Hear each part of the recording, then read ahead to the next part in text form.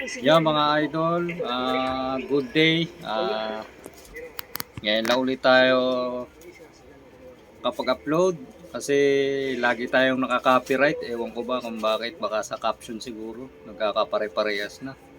Dami na kasi nagbablog ng about sa manok, kaya ayun, puro copyright yung ating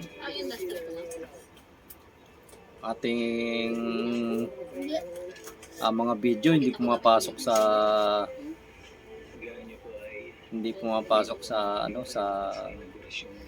sa watch hour, kaya ayun, medyo nababagot-bagot na tayo sa pangyayaring ganun. Tatlong ginawa kong content na copyright lang, ewan ko ba.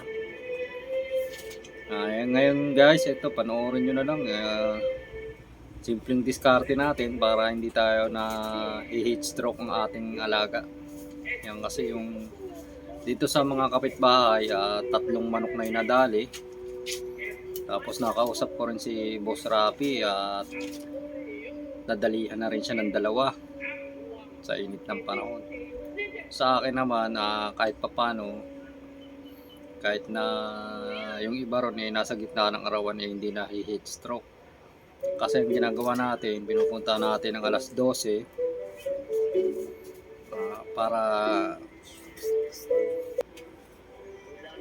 mga lods. Yan mga idol, andito po tayo sa kasi yan, lalagay po tayo ng sariwang tubig. Ang oras ngayon is 1:00 ng tanghali. Yan, para maiwasan din natin yung mahi-heat stroke yung mga manok. Kasi yung mga manok ng ating kapitbahay, yan,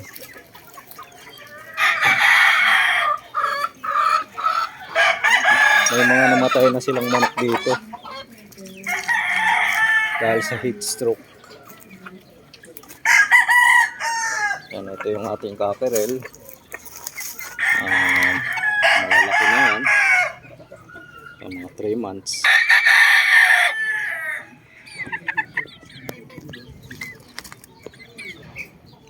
Yan, lalagyan natin ito ng tubig para yan, sobrang init na yan. Yung iba nakagala.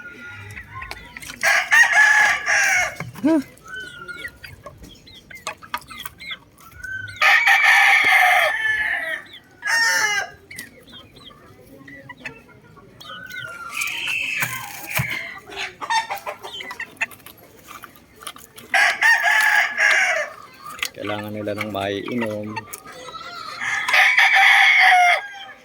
Yan. Yan sila guys, 1:00 ng tanghali ito. Yan, yung tornado. Basta may mainom lang silang sariwang tubig para yan, ito papalitan natin to kasi mainit na yan. Ayan yung ating Boston sweater. Yan, para may maiinom din yung mga gumagala.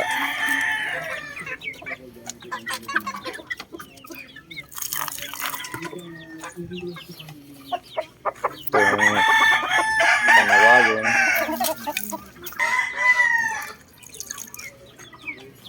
Yan, maglagyan natin sila ng mga tubig na maiinom kasi yung init ngayon, iba na, mahirap na.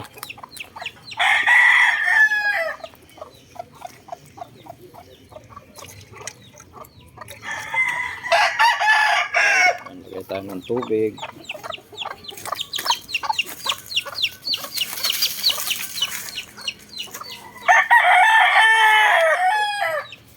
At ito yung ating golden boy na sota.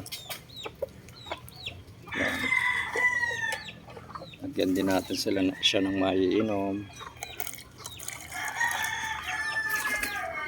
ito yung ating Boston na pure. Yan.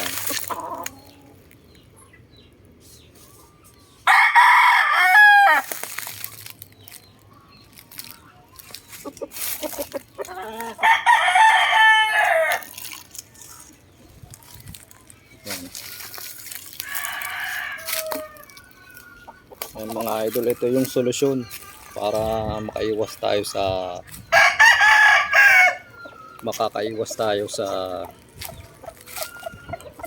heat stroke ng mga manok. Ayan. Ayan. Simpleng diskarte lang, fresh water lang to mga idol, para na mainom lang silang panibagong malamig na tubig.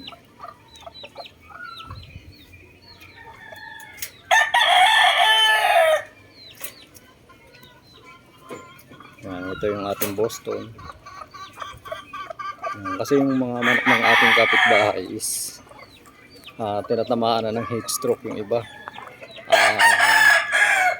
3 na yung namatay nilang mga manok. Medyo masukal dito mga idol kasi once a week lang tayong naglilinis dito. Tsaka hindi rin natin maiwasan yung ano rito, kasi sa pader nito may mga bahay na nakatira. Ayan. Ayan. Yung mga bahay yung nakapaligid sa pader na yan. Ang problema rin dito, minsan nagtatapon sila ng mga basura.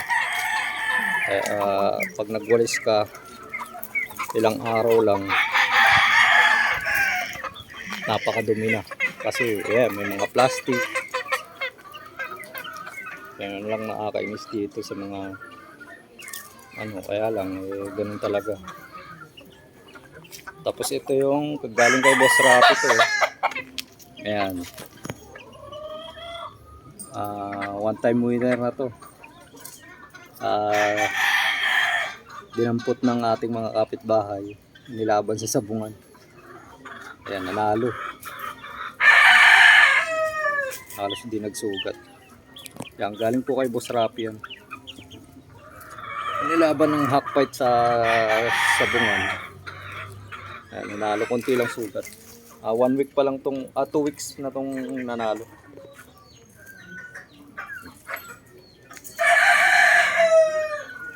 Yan, mga cockerel na gumagala.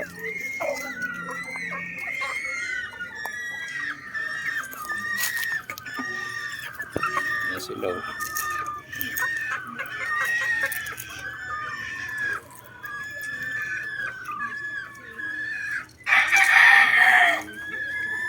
Ito 4 months old. Yan. May cross ng tornado to. Ayan, mga inahin natin. Ayan, yung napanalo natin sa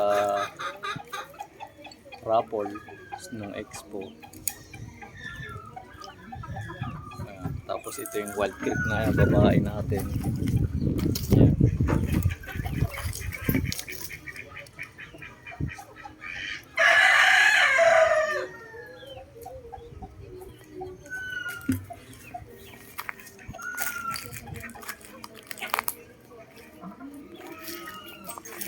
Sila mga gumagala yung ibang cockerel.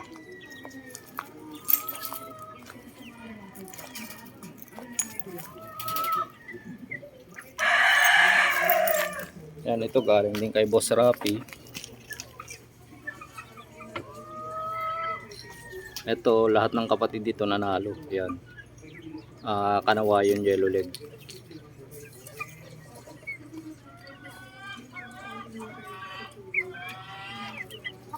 Yan, dito ko na lang tatapusin ang aking video. Kung nagustuhan nyo yung aking video, paki-like and subscribe na lang po sa aking channel. Ayan lang po, hanggang dito na lang mga idol.